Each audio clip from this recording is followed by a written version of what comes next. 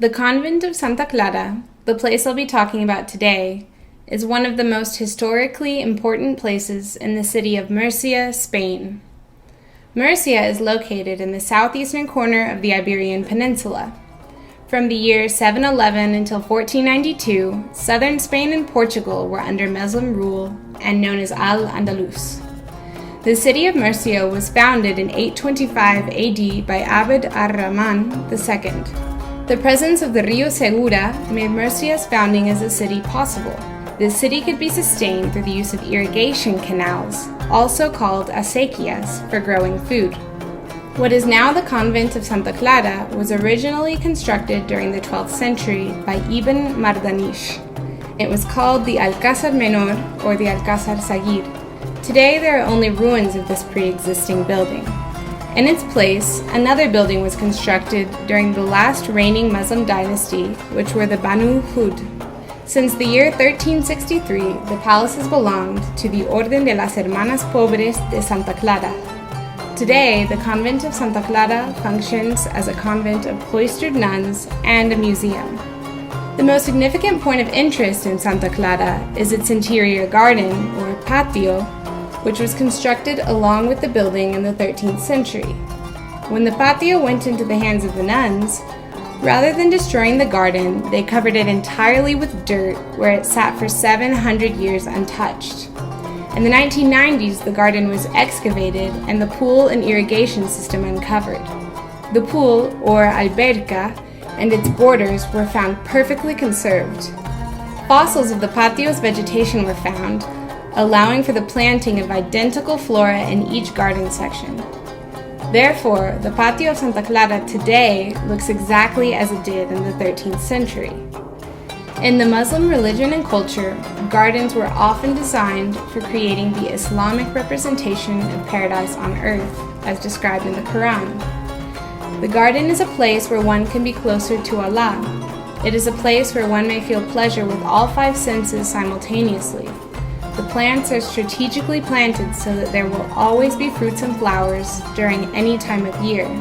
Water is the most important aspect of the Middle Eastern patio. It is the origin of all life. Its pools reflect the sky in its immensity, representing infinite time. It even cools the garden air.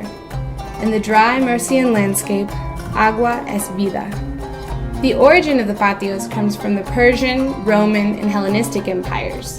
The Roman and Hellenistic empires contribute to the decorative aspect of the patios, while the patios' spatial concepts derive from Persia. Through Persian spatial concepts, we see the world divided into four parts, which correspond to the four essential elements: water, air, earth, and fire. This is why we see four sections of the patio with vegetation.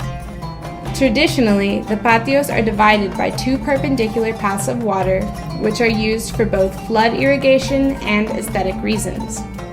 Through the alberca of Santa Clara, we see the modernization of the Middle Eastern patio. Santa Clara has a long rectangular alberca, differing from past Middle Eastern patios. It was changed for aesthetic reasons and stands as a record of stylistic changes of Middle Eastern patios over time. This particular alberca precedes the famous pool in the Palacio Nazarí of the Alhambra in Granada. The patio of Santa Clara was traditionally irrigated with the alberca. In fact, the alberca irrigated not only the plants inside of the garden, but also the plants surrounding it.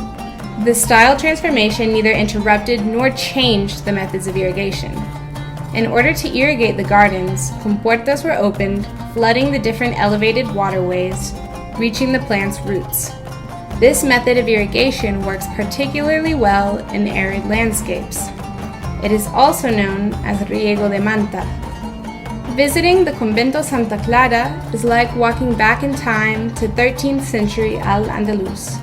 Here we can see a preserved point in time where water innovations, plants, language, culture, and spirituality were transferred to modern-day Spain. Today, these different aspects of culture are manifested not only in Spain, but also in its former colonies abroad, and they continue to shape landscapes and ways of life around the world.